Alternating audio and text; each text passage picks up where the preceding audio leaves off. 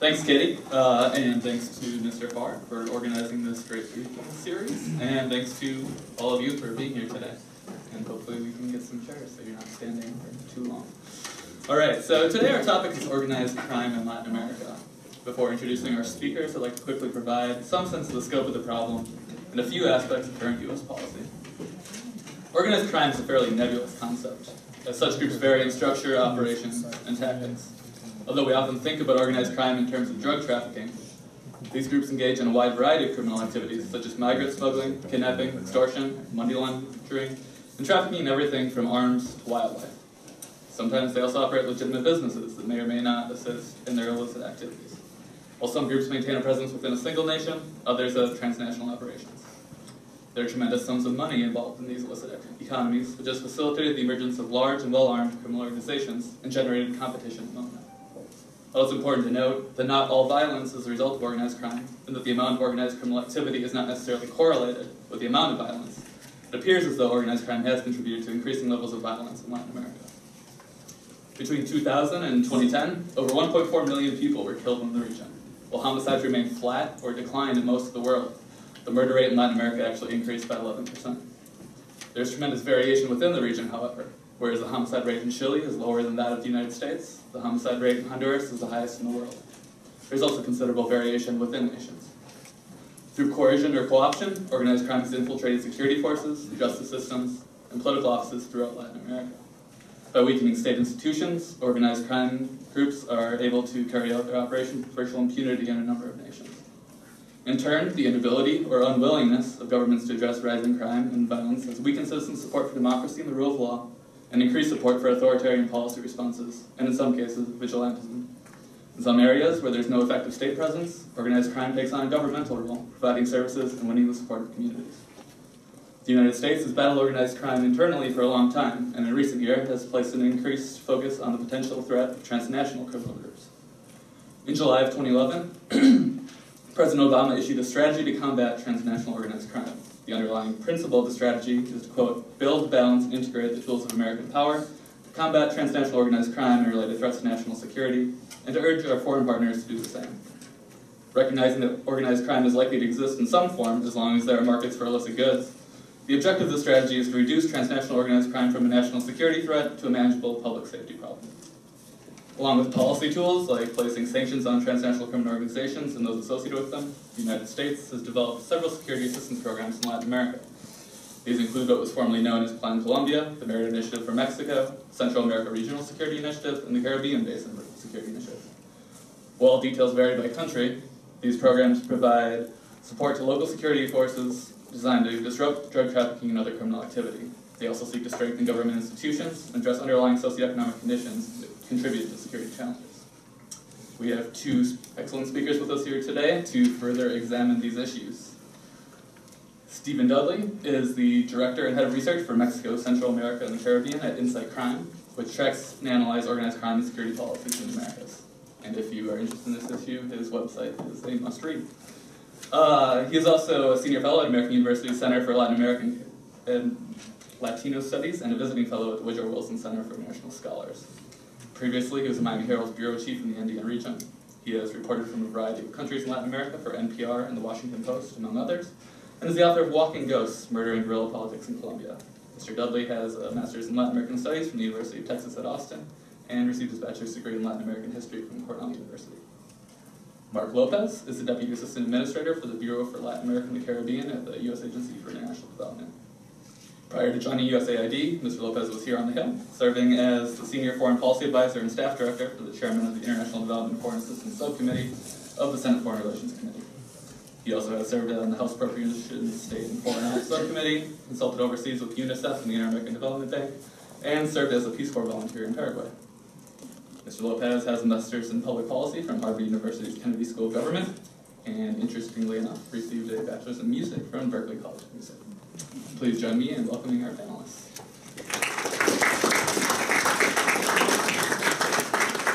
Okay, I think we're going to start with Mark and then go to Steve and hopefully have some time for a Q&A at the end. Great. Well, thank you, Peter, and I'm thrilled to see the excitement as evidenced by the participation here today. So hopefully you'll get some chairs. The good news is anyone standing against the wall is going to have to stay awake, otherwise you're going to embarrass yourself. So I think we can hold the attention of at least a good portion of you. I'm going to try, I've been told I've got 15 to 18 minutes to speak, so I've got this sort of talk nailed down to like right in between that. So I'm going to make sure and leave some time for questions and answers, and would love to get a sense from you all in terms of the specific areas of interest. And also want to just welcome some of the representatives from the governments in the region that I know are in the room today.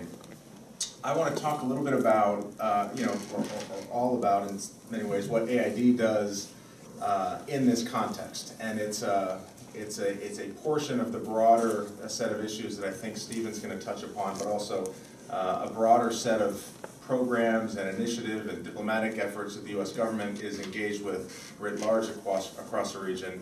AID has a piece of that. I think I want you to leave today with a sense of the breadth of the kinds of programs that AID is engaged with, the seriousness with which we take this issue, the importance that it plays in our overall development efforts in the region, how these is sort of integrated with everything that we do. Surveys around the region almost always have crime and security as a top concern. That, of course, bleeds into anything that we're doing in health or environment or education. And so this is a serious part of our work, and one that is integrated across all of our programs.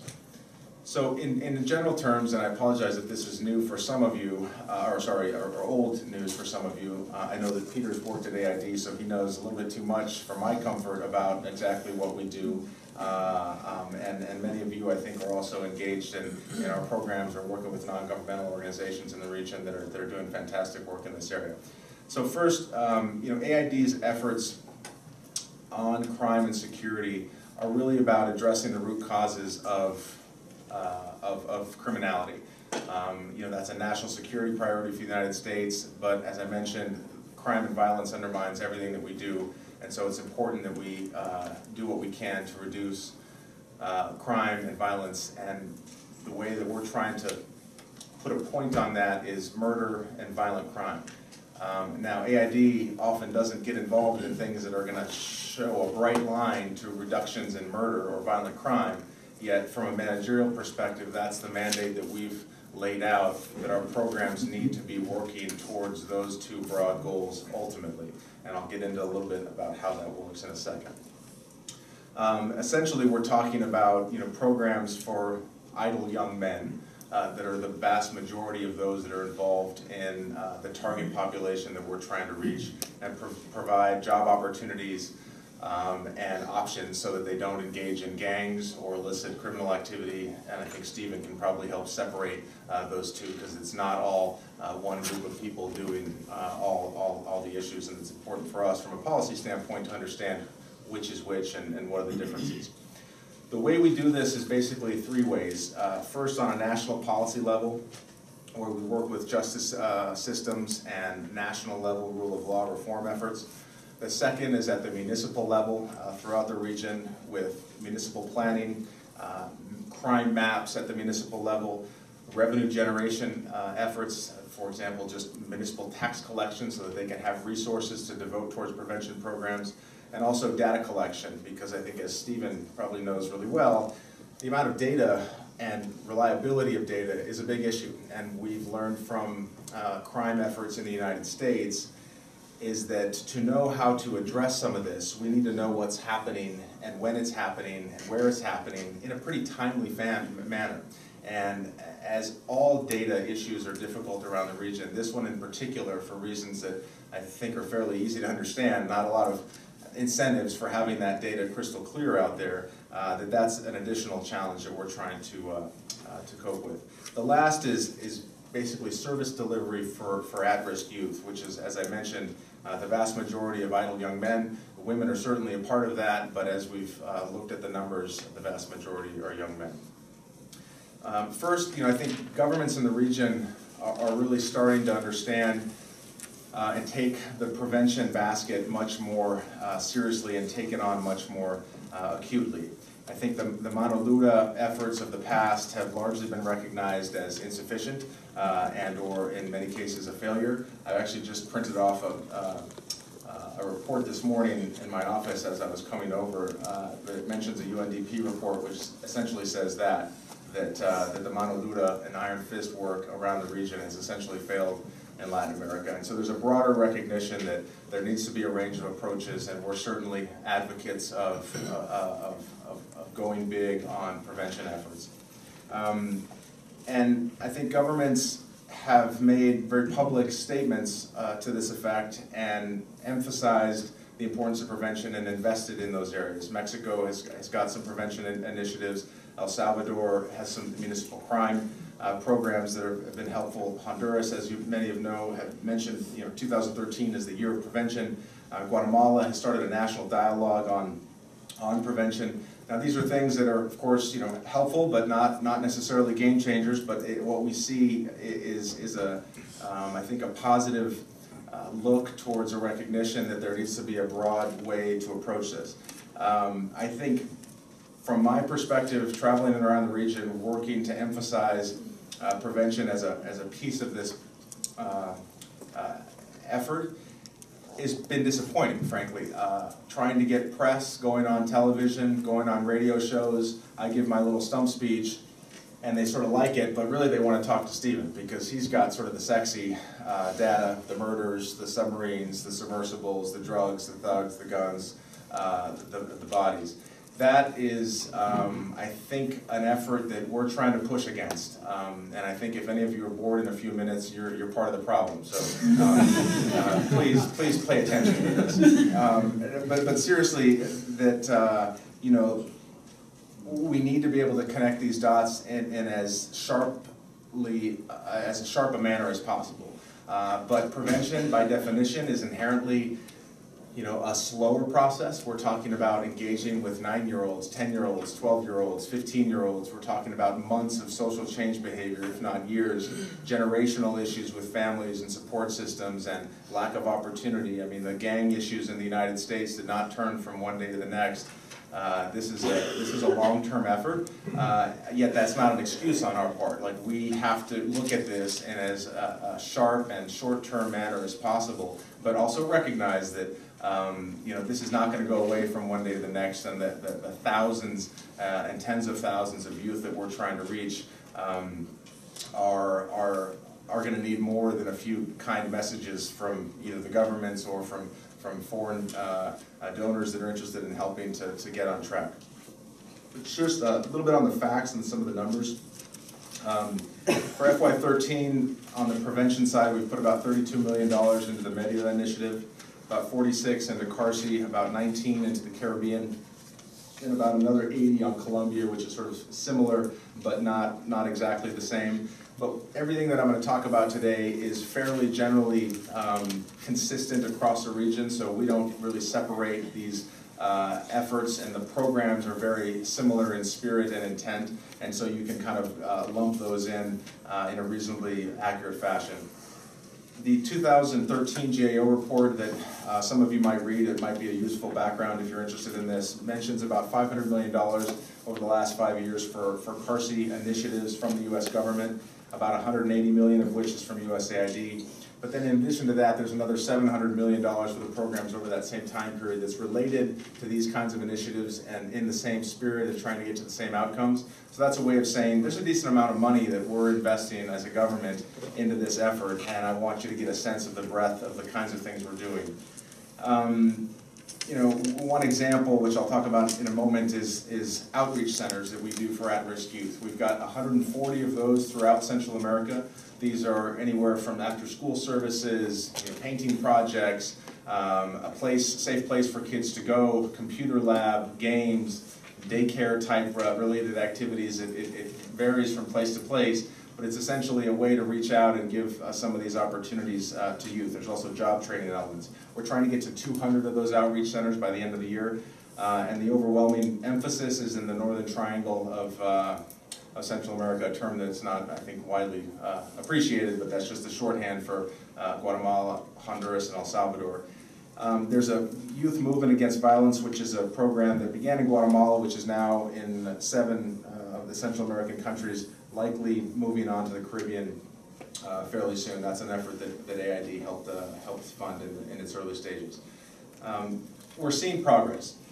We have a study from Vanderbilt University that looks at control and treatment groups and has really narrowed down to try to tease out the impact of our interventions at a community level in a very scientific manner.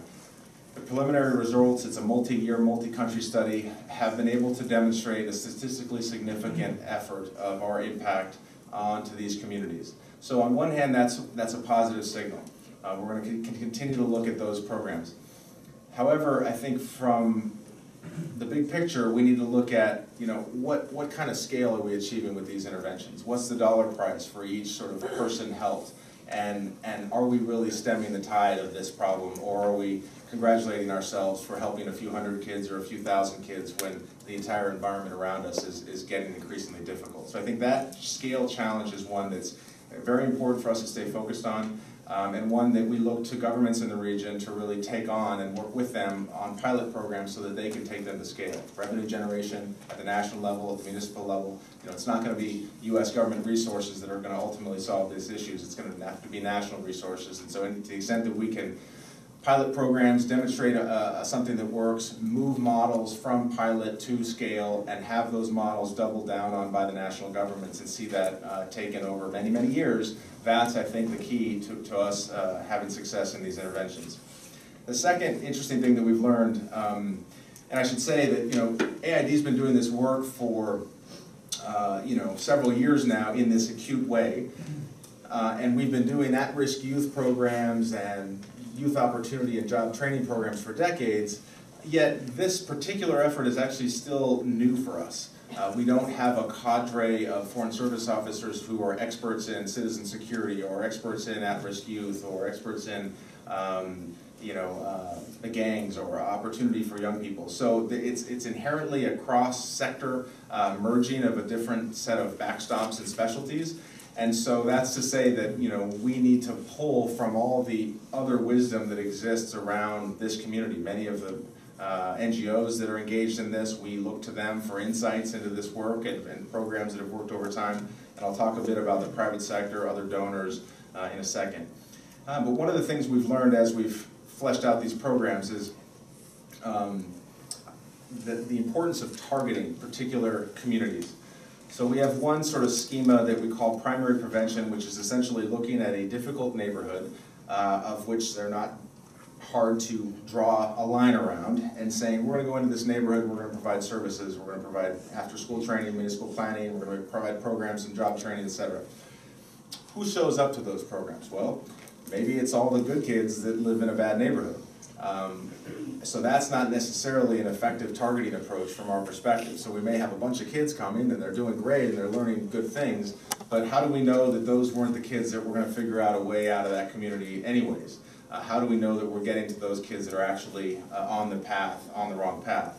And so the second approach, which we call secondary prevention, is an effort to drill down and target specifically individuals, whether they be in geographic areas or not, who have a particular criterion that we've found to determine that they're at risk. So whether it's previous gang affiliations, criminal histories, a difficulty in school, a difficulty in the family, these are things, I should say that all of this is based on the model from the city of Los Angeles that we've used, that they use to try to target specific risk factors. It's called the YSET, the Youth Service Eligibility Tool, I believe, to really look at targeting specific factors. Because in Los Angeles they found, it's not just violence everywhere all the time. There are particular street corners at particular days of the week, at particular times of the night, that is where most of the murders are happening. And it's happening by a very small number of people carrying out these crimes. So I think our ability to be effective is inherently tied to our ability to target smartly. And the example of that is sort of putting a pharmacy in to a neighborhood and saying, anyone can come in and we'll give you a couple of jars of pills off the back shelf, from somewhere on the back shelf, as opposed to somebody coming in and saying, or as opposed to going out and finding sick people and saying, what are your issues, what are the symptoms, let me go and see what we have from our toolkit and prescribe a particular intervention for their particular needs. So I think that's the the diagnostic process that is hard, but if we don't do it, we're just sort of handing out bottles from the back shelf. Partnerships, that's a key piece of this. Again, recognizing that the sole experts of all of this area do not reside in the government. As Peter mentioned, I studied music, so if you guys want to hear a good sort of jazz quartet, I can help you with that.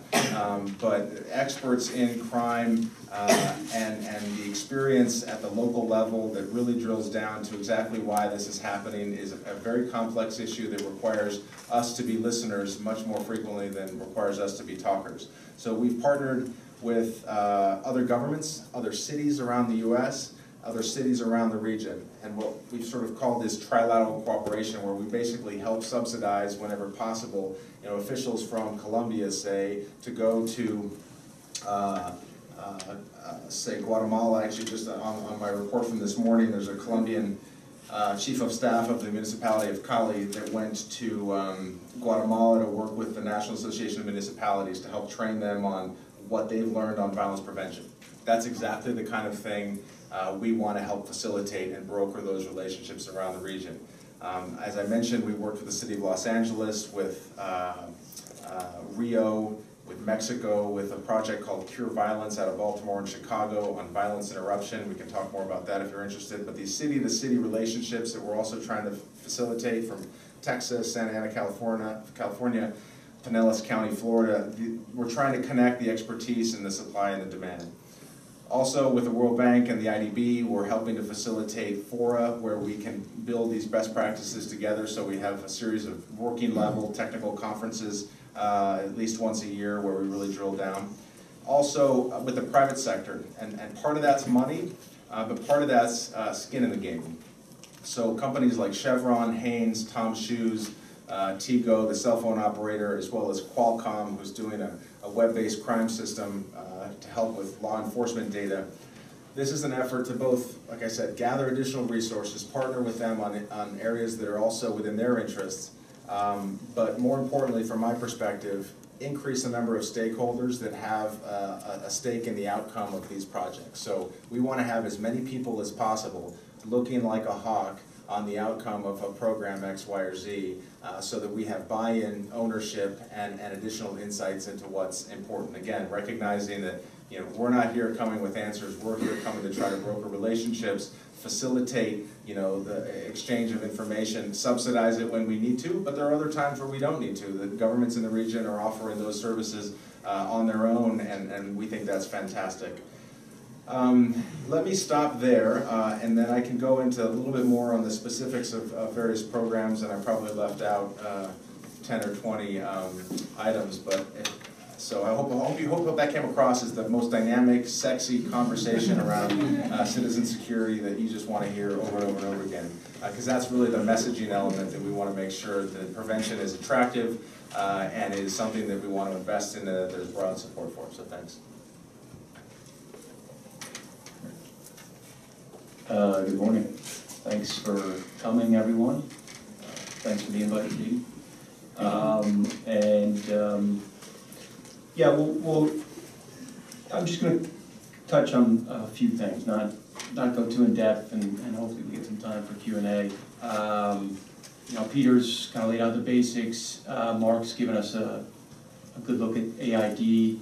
I'm gonna look at violence. But I'm going to start by saying that and really look at violence in the last 10 years. I'm going to start by saying that it's been an incredible decade for Latin America. Now, this is a region that has grown, economically speaking, more than it has in its history. We've got 4.2% growth in the last decade. Excuse me. Democracy is clearly stronger in most of the region, more resilient. We're not looking at authoritarian governments, things of that sort. You've got a burgeoning middle class. You've got an incredible number of great indicators swirling around this very difficult situation, which is that at the same time all of this is happening, violence is skyrocketing. 6 of the 10 most violent countries in the world are in Latin America. 3 are concentrated in Central America. Most of the world's most violent cities are in the Americas. It's not just homicides, it's also things such as sexual violence. That same UNDP report, which I highly recommend, and I'll give you guys the name in a minute, says that 460 people suffer from sexual violence per day in Latin America. Other things, really poor indicators, such as kidnapping, are skyrocketing in places like Mexico, which had the highest number of registered kidnappings last year in its history. So how do we explain this? This is the big question, right? How do you have an incredible rise in economics, rise in middle class, really good indicators on the one side, and you have violence on the other. This incredible rise in violence on the other. So I'm going to start by saying that we don't know, okay? But we're starting to get somewhat of an idea, and I'll offer you a couple possibilities specifically focused on the changing criminal dynamics in the region. I would emphasize first, before I go into these criminal dynamics, that this is a multi-dimensional problem. This covers all different, you have all different possibilities when you talk about the why of violence. And I would also emphasize, as Peter mentioned, that oftentimes we overemphasize the role of crime and organized crime in particular in violence. And that we tend to sort of think of it as a much bigger contributor to this than it really is. And what I'll try to explain is how really organized crime might be more of a sort of catalyst more than the actual motor. So in regard to the dynamics, the first thing I would mention is that in the last decade, what we've seen are new international drug markets. I'm going to focus on drugs and drug trafficking because it is the biggest moneymaker by far. It's not even close. And so of all the different criminal activities, this criminal activity has the greatest capacity to interrupt or disrupt everything that we think about in terms of social fabric, in terms of governance, and all these questions because of the incredible capital involved. So I'm going to focus on that. There are 2 major international markets that emerged in the last 20 years, really, we can talk about. The first one, of course, is Europe, and the second one that is really coming up now, and we have to keep an eye on, is Asia. These are catching up to the United States in terms of drug consumption, and I would mention that Argentina and Brazil are not too far behind, but we'll get into that in a minute. The resulting shifts in the way in which drug trafficking works has had a perverse, we'll call it trickle-down effect in Latin America and the Caribbean. As drug routes have shifted, new and powerful criminal groups have emerged in places such as Venezuela, Brazil, and Argentina. These groups are operating in a slightly different way, and they've evolved in a slightly different way than maybe in the past, in the sense that they are using, at a greater capacity, local partners. So they'll have contracting groups that will work with them. This has changed the local economies as well. And what happens is, when these guys start to change their routes and start to use local partners, they have to figure out how to pay them. And what we've seen in the region is that they pay them in kind. They pay them in cocaine. This cocaine has opened up new local criminal economies. And the results have been devastating for the region. And I think we're just seeing the beginnings of this. We see drug consumption rates going up in every single country across the region, bar none. We see this as fueling new local criminal economies and fueling new local and stronger criminal groups. What we're seeing is something along the lines of the crack wars in the 1980s, but in Latin America. It's the proverbial fight over the corner. And this stands to reason in some respects, that it would coincide with economic development. Rising middle class, equals rising recreational drug use.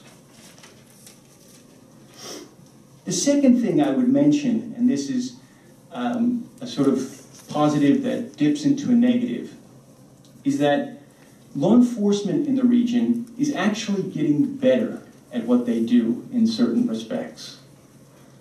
But what they're doing is not comprehensive enough. While they're getting better in some respects, in particular the ability to gather intelligence and act on that intelligence to capture or kill high-level members of criminal organizations, that capacity is rising, and that is illustrative in the indicators that we get from these various countries, just talking about places like Colombia and Mexico. But there are huge gaps left in the system. That reform or that attempt to sort of overhaul a system is not being comprehensive. It's not following through, not just in sort of the intelligence police side, but not following through on the justice side, not following through on the prisons, not following through with protecting or strengthening that entire judicial chain. So just to go back to the successes, if we think about the successes in Colombia, we can think about both the old school AUC or paramilitary groups and all of those groups sort of corralled, and they morphed into new groups, which they call the bandas criminales or BACRIM, which is really just a way of sort of hiding their origins of the paramilitaries. But they capture these guys. It's not a question of years in which these guys run their operations. It's almost now a question of months or even weeks that they're at the top of their operations. And then they're captured or killed. This is an advancement, but we're not seeing, again, this sort of comprehensive advancement. If you think about the FARC in Colombia, how so many of their top-level guys now operate outside of the country. If we think about Mexico, which the Calderon administration gets bashed constantly, he made a list of 37 top capos in 2009. 25 of them were killed or captured by the time he left office. This is a great advancement, and this takes a lot of effort, and they can do it if they put their mind to it, and obviously they did in certain respects, but not in others. Because what we have then there below these top-level guys are a series of structures that are more advanced, that are more hungry, that have greater amount of infrastructure, and that are fighting each other now. You've gotten rid of the top, you leave a vacuum. You have an atomization. That's the result of what we're seeing about this sort of very lopsided law enforcement efforts, is we've left all these other groups at their mid and lower levels intact. And they're fighting. They're fighting in these power vacuums. And these upstarts have better organization, infrastructure, weapons, and training.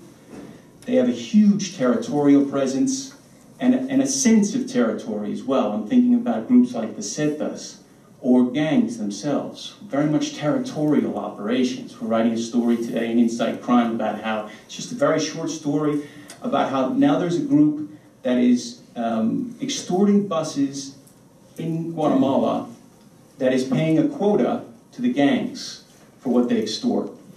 This is new. This is an advancement in terms of how this particular gang would operate. These gangs, probably most important of all, these new criminal groups have local revenue sources. They're not dependent on international drug trafficking. So while we might have started out with international drug trafficking, that essentially was a catalyst for these lower level groups. And they don't depend on this. And it might be a lot less money, but to them it represents a lot more. So we have to keep this in perspective. These local revenue sources are what keep this going. Again, the fight for the proverbial corner. The other thing that's happened with regards to the law enforcement activity is that it's pushed a lot of major sophisticated criminal groups to areas where the state presence is weak, where state presence doesn't have the capacity, the institutions don't have the capacity to fight them. I'm thinking of places like Honduras, a place where it has been announced at the highest levels, in the security ministry levels, the top levels of the police are working directly with drug traffickers. Great story by the Associated Press a few months ago about how top levels of the police had created a social cleansing gang. we've got loads of police that have been purged from Honduras due to irregularities. But it's not just at that level, it's also at the highest levels of the political and economic elite that are being penetrated by these criminal groups. Speaking specifically about a group that's called the Cachiros that was announced last year during the U.S. Treasury sort of hunt for large transport groups in the region. This group, it was noted by one source in the U.S. Treasury that they had $800 million in assets.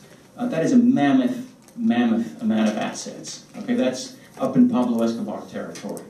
This is a group in Honduras. You can imagine how much they can buy in Honduras with $800 million in assets. Thinking about places like Argentina, we don't necessarily think about it, but incredibly lax laws in terms of giving out their citizenship. So you've got loads of Colombians, large, high-level Colombians who have moved there and operate from Argentina. And you're also seeing this sort of result on the ground of this, a Colombianization, if you will, of the way in which these battles are fought. All of a sudden in Rosario, Argentina, we have two guys on a motorcycle, with their identities concealed, assassinating people. This is Medellin, 1988. Okay.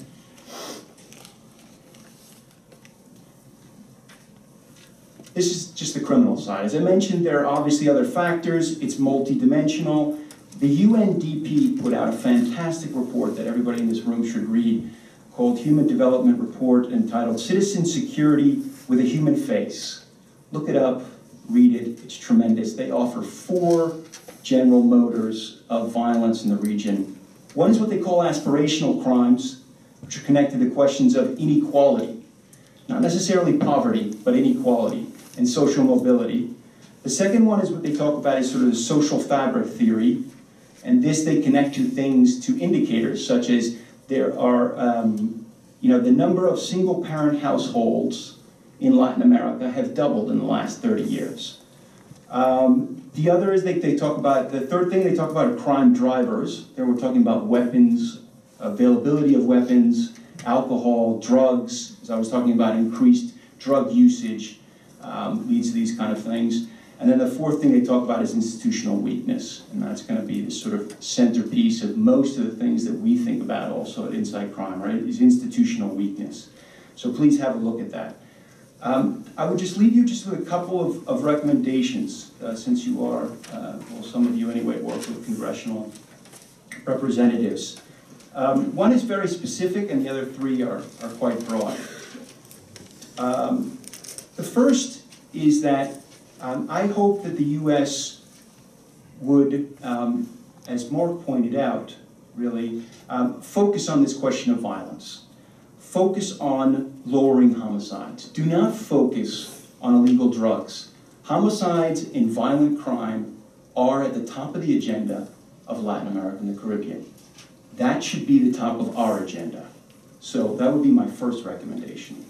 The second recommendation is, when you approach Latin America and these issues of violent crime, I would ask that you be consistent. There are, for example, and we can talk about this more in the Q&A, a few efforts to foster peace around the region. Some of them are clearly messier than others. Peace talks with the rebels in Colombia is not the same as efforts to forge a lasting truce in El Salvador, but both processes need equal, if not public, backing in order to move forward.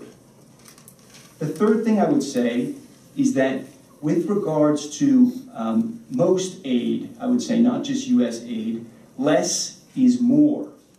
I think the U.S. and other institutions try to do too much. They spread themselves too thin, and they often end up with little or no results, rather than focusing in, honing in on one thing, doing it very well over a long period of time, because these prevention programs take years to take hold.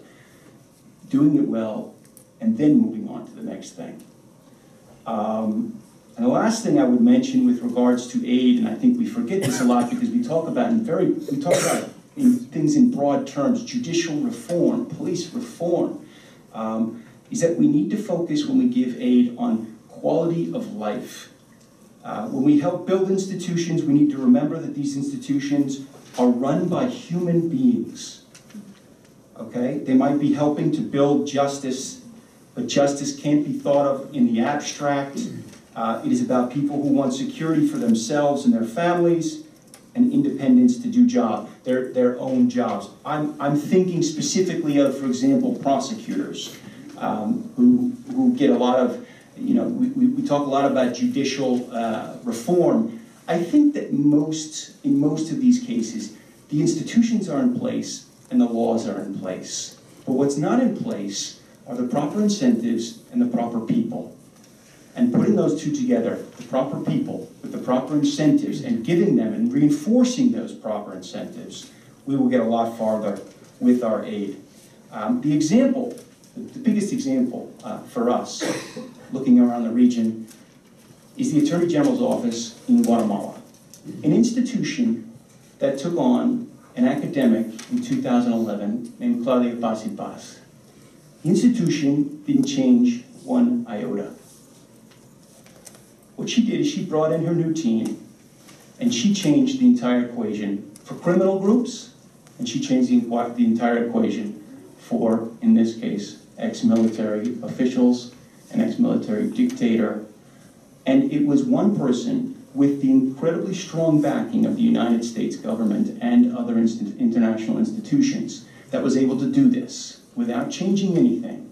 It was this one person who got the right incentives, the right motives, and the right backing from the United States government. With that, I'll leave it to you guys for questions. Thanks. Excellent. Thank you both for your presentations. And we have some time, so let's go ahead and take some questions. Sure. Emily Miller from the Brookings Institution. Thank you both for your presentations. My question is about areas in which drug cartels and other organized crime networks have gained de facto power. This poses problems for governance, so what can be done to bring these areas back under control of the state without inciting further violence? Okay, maybe we'll take like 3 questions and then do a round. Sure, go ahead. Hi, my name is Moira Burst from Peace for the International, and referring to the peace negotiations that Stephen referenced in Colombia that are happening with the FARC right now, I'm wondering how AID is thinking about shifting some of its priorities and its programs around citizen security in the likelihood, which appears relatively likely, that there will in fact be an accord.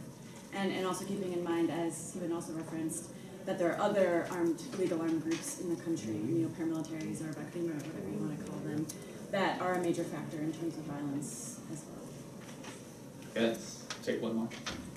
Good morning, thank you for being here today. My name is Annie Machado with UNHCR.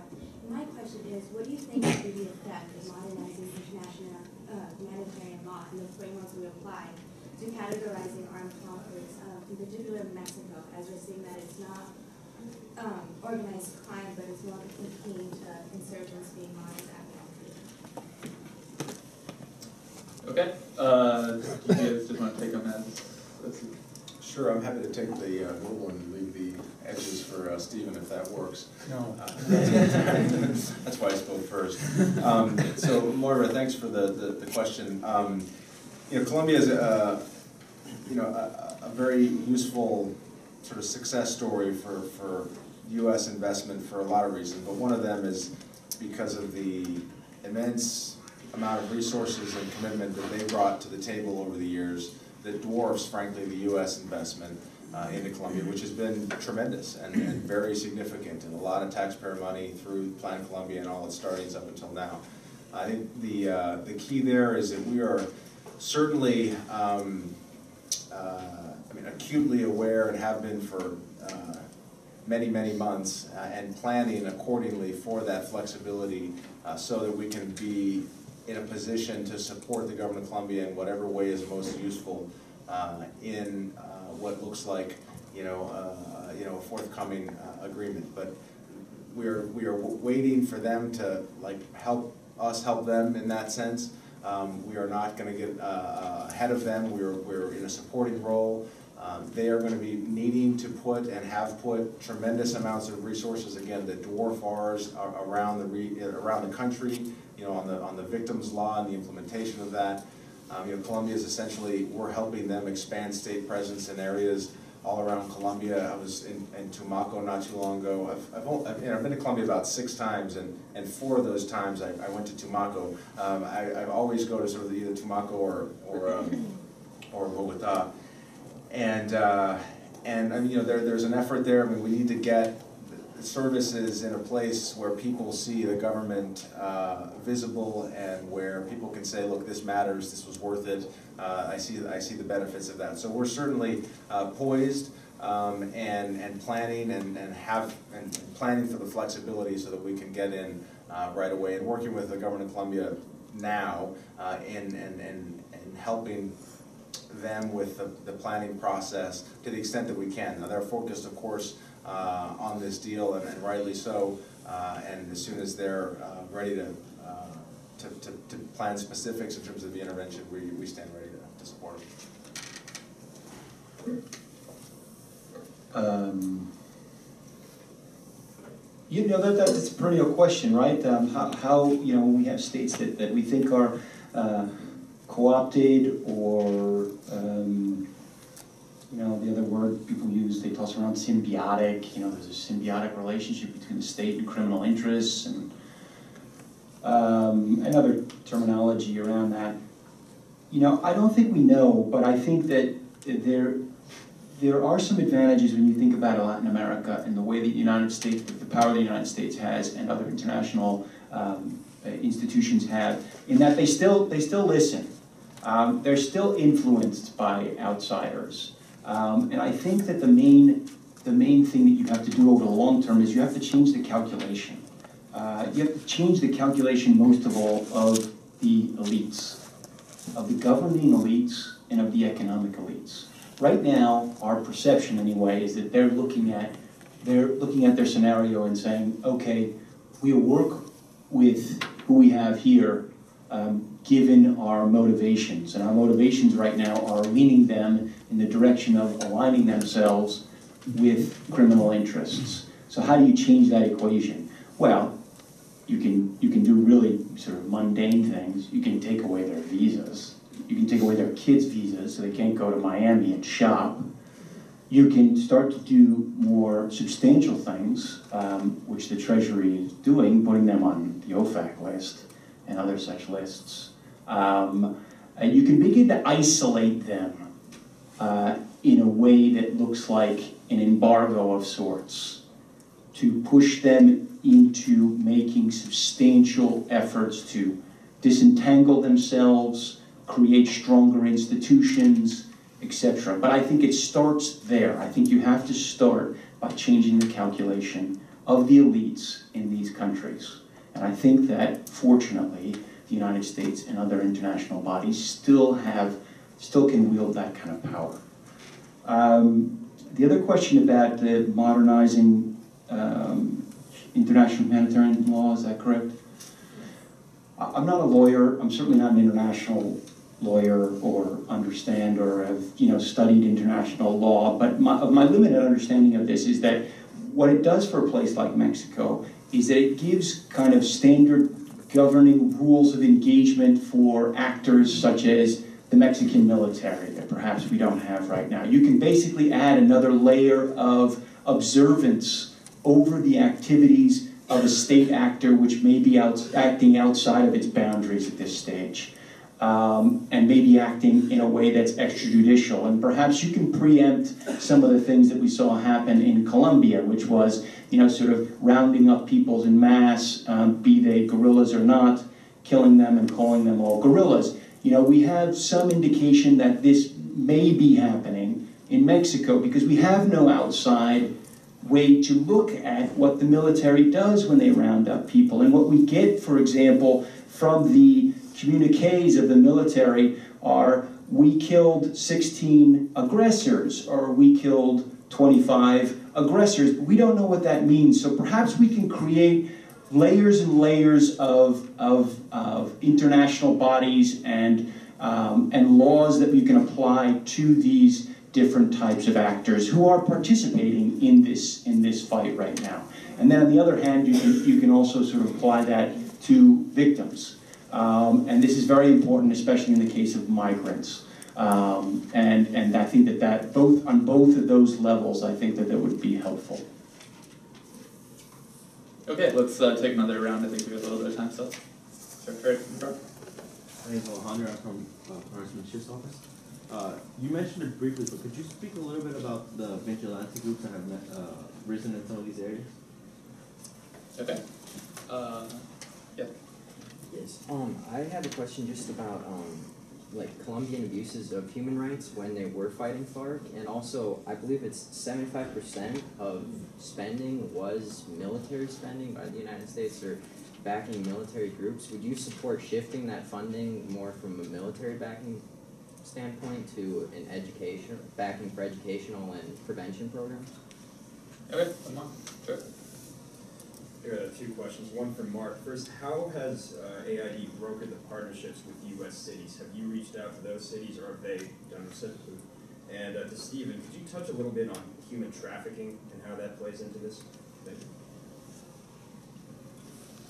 Okay. Great. I can tackle first the second part of your question on the on Colombia and the shift towards prevention. I mean, certainly I think we have seen a shift for many years that was heavily focused on things outside of the scale of what AID does, and it has consistently, and our budget has grown in Colombia for some time, and now I believe makes up close to about 50% in terms of dollars with respect to investments in state presence services, health, job opportunities, agriculture, et cetera. I think it's important not to get too distracted by numbers as a reference towards importance or support. I mean, I've worked in the Congress on the Appropriations Committee. I know that that's a shorthand for signals of support. Things cost differently, and the impact on them is different. But certainly, from our perspective, I mean, it's an easy position for me to take from AID. We see the expansion of state presence and the demonstration of bread and butter issues for people around the region, whether it's in a post-conflict scenario like Colombia or in a frankly pre-conflict scenario, whereas like give me something to do so I don't have to go off into the with the gangs and with the sort of bad kids at school. I mean, it's not unlike simple calculations that our own kids make in the U.S. So certainly, I think we've seen a shift, and there's a recognition on the part of the government of Colombia as well that is a critical component that cannot be left aside. It's not a cursory sort of after the fact, afterthought, but it's in fact a central element. And I think we're seeing elements of that throughout the region, that this is of greater importance. But I would say, again, we're not done. And I'm pleased that some of the questions have come to AID, because a lot of times in a panel like this, we'll give our various spiels, and I'll sit there like a chump for the next 20 minutes because my responses are inherently going to be a little less interesting than on the hard side. So I think there's a natural sort of tendency for the interest to be attracted towards these kinds of efforts, and as is in our country, the politics are sometimes a role in the countries. The people want to see things happen, and oftentimes, a black helicopter is the best representation of something happening, and the prevention effort is inherently longer term. So I'll stop there. And on the aid brokering, the partnerships with cities, it's happened in different ways. Certainly, we've basically given out grants to organizations who have an expertise in this kind of partnership effort, where they have networks around the country and they can go out and drive things. On the cities of Chicago and Baltimore with the Cure Violence effort, that's a particular group that we caught wind of and said, wait a second, we need to really understand what these folks are doing, and let's drill down, and we ended up in a relationship with them. The city of Los Angeles is actually the deputy mayor, a fantastic sort of person that embodies so much of the importance and the expertise in this area. I met him at a conference in Honduras a couple of years ago, one that was funded jointly with AID and the World Bank, or sorry, maybe the IDB. The World Bank was there as well. And this guy sort of had the package and the expertise, and we said, we need to work with you, and we need to sort of use your expertise. Can we borrow you from time to time? Can you travel? Can you work with us? And that's been a fantastic partnership, and the kind of thing that recognizes that the answers are not within our building on 14th and Penn. As much as we are working on this, we need to really reach out and be open and bring in the expertise and be able to identify what we know, what we don't know, and then bring in the folks to fill in those gaps.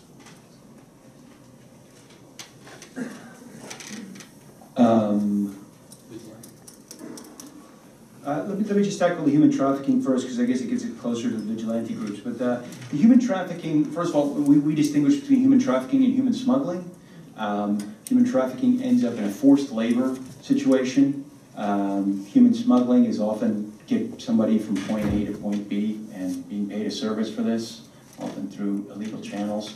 In terms of human trafficking, what we've seen in the region is that with the emergence of these different types groups, and we would put the Zetas, for example, in the category of a hybrid group, a group that essentially is not a drug trafficking cartel per se.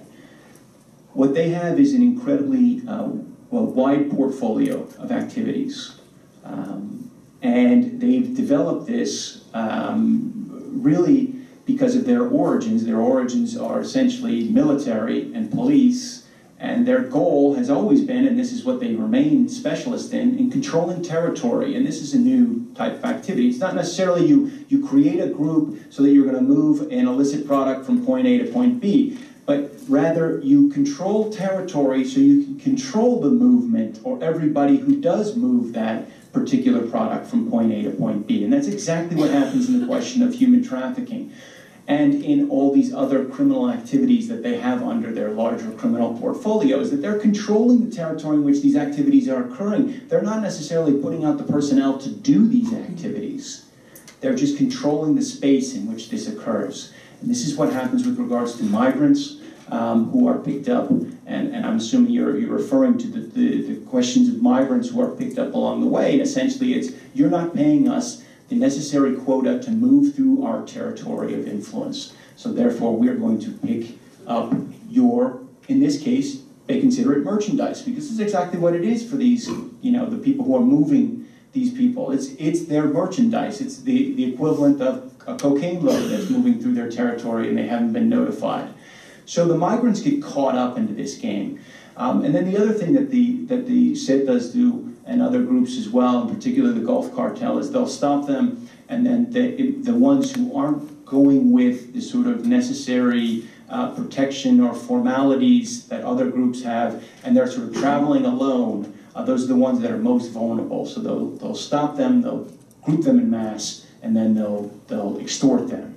The estimates are, the range is incredible, in terms of the amount of money they could make. The UN estimated a few years ago that this was worth, something in the range of $6 billion or something like that. So this has the potential to be a hugely lucrative market for them, and it has shown itself to be. The question of human trafficking itself, in terms of ending up in sort of conditions of slavery or enslaved or forced labor, most of those issues we've seen in Mexico revolved around prostitution, but they also revolved around specialists, engineers, or computer specialists that would help them establish certain types of communications networks that they could use. What this tells us in general terms is that there is a lot of territory or space or physical space that is not controlled by the government, and that's where the vigilantes come in. The vigilantes don't occur in a vacuum. They occur when there are these huge territories where the government does not have a monopoly on arms, control over territories, their judicial systems aren't functioning. And this is obviously, this is in Mexico now, but we just need to go back a few years to other countries around the region to see other examples of this. And what we've seen, the pattern that we've seen around the region with the use of these, is that it always goes badly. Always. There's never been an instance where they've created vigilante groups, handed them weapons, and it has gone well. So while it's not necessarily politically viable right now for the Mexican government to take on these vigilante groups in a frontal manner, and they seem to be doing this dance where, oh yeah, you're kind of legal, but you're not really legal because there is no law around you, but we're not going to take your guns away right now. It's because of that, because they can't legalize them, they can't institute them, they can't incorporate them easily. You don't want a group that is not beholden to you or your interests in charge of your security. They have completely different interests. They're beholden to different interests, and you have no power over them whatsoever. So this is the real difficulty, the quandary that the Mexican government finds itself in. All right. With that open question, unfortunately we're out of time, but thanks to Mark and Stephen for being here today. Thanks to all of you, and let's give our panelists a